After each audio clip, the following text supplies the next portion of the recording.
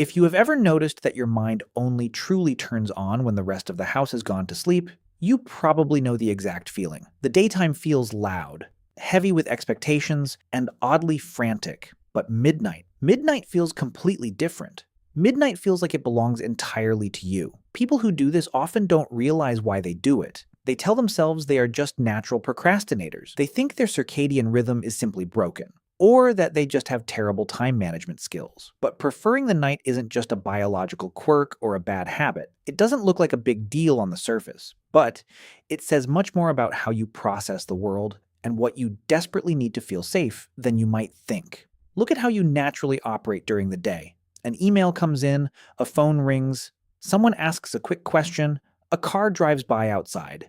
Every single interaction, no matter how small, requires a tiny piece of your energy.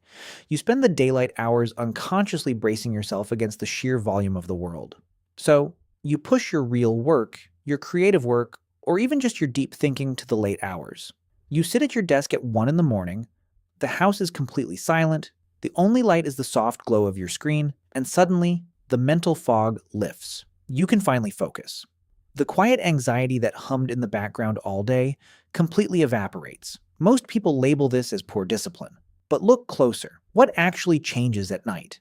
It's not just the noise level that drops. What changes is the expectation of your availability. During the day, you are expected to respond. You are on the clock of society. You are constantly being perceived, but at night the world stops asking things of you. No one is going to text you at 2 in the morning expecting a favor. No one is going to knock on your door. You are entirely, completely off the hook. That preference for the dark isn't about laziness. It is about emotional safety. It is an ingrained protective mechanism for a nervous system that feels easily overwhelmed by the constant, relentless demands of the daylight hours. You aren't avoiding your work. You are waiting for an environment where it is actually safe to drop your guard. When you work at night, you control all the variables. You control the lighting, the sound, the pace. You don't have to perform for anyone. You don't have to put on a professional face, modulate your tone of voice, or manage anyone else's emotions. You just get to exist. That is not a productivity flaw. It is a highly intelligent adaptation by a brain that decided absolute peace is a prerequisite for focus. When the sun goes down, there is a literal, physical shift in your body. Your shoulders drop. You might find yourself doing subtle little things to protect this solitary time. Maybe you leave messages unread until 11 at night so you don't have to deal with the immediate back and forth of a live conversation. Maybe you put on headphones even when the house is completely quiet, just to create an extra invisible layer of insulation. You are actively creating a buffer zone between yourself and the demands of the world. And here is where it gets interesting, because the longer you live in this nighttime rhythm, a subtle shift happens in your psychology. It stops being just a time management strategy and starts becoming a core part of your identity.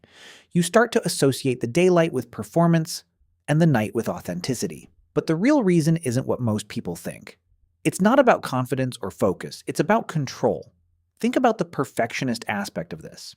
If you struggle with needing things to be flawless, or if you have a deep fear of being judged, the daytime is terrifying because people can watch you try and fail and iterate. The daytime demands transparency. The daytime means people are looking at you, but the night offers the ultimate cover. In the dark, there is no audience to witness your process. You are allowed to be messy. You can rewrite an email 50 times, you can scrap a project and start over, you can pace around your room talking to yourself, and no one will ever know. You only have to present the polished, finished product to the daylight world. If you only operate when no one else is watching, you can never be interrupted, derailed, or criticized in the vulnerable stages of your work. In the dark, there is no one left to perform for. You don't have to be the efficient employee, the attentive partner, or the responsible adult. You are just a mind, left entirely to its own devices. For people who naturally overthink, or people who are hyper-vigilant about how their actions affect others, the daytime is exhausting because you are constantly processing everyone else's emotional data. At night, that data stream finally shuts off.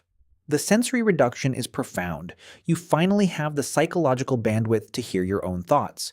You build a solitary fortress in the middle of the night. It is quiet, it is deeply comforting, and it belongs completely to you. You begin to view the daytime as a performance space and the nighttime as your actual home. You might even feel a quiet resentment toward mornings, not simply because you are tired, but because the morning signifies the return of expectations. The sun coming up is the curtain opening on a play you never really wanted to star in. To the outside world, this looks like you are just out of sync with society, but psychologically, it is often a response to feeling suffocated by it. The psychology of the nighttime worker is not a tragic story of broken sleep schedules or a lack of discipline. It is a complex, delicate ecosystem of self-preservation.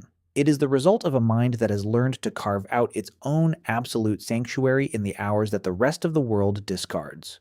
Once you see it, you can't unsee it. The delayed responses, the craving for the dark, the deep exhale when the clock strikes midnight, it was never random. It was a pattern. A brilliant, deeply protective pattern designed to give you the one thing the daytime rarely offers: undisturbed autonomy. And that awareness alone changes how you move through your days and your nights. If this explains something for you, there is more to uncover. Understanding yourself is the beginning of everything.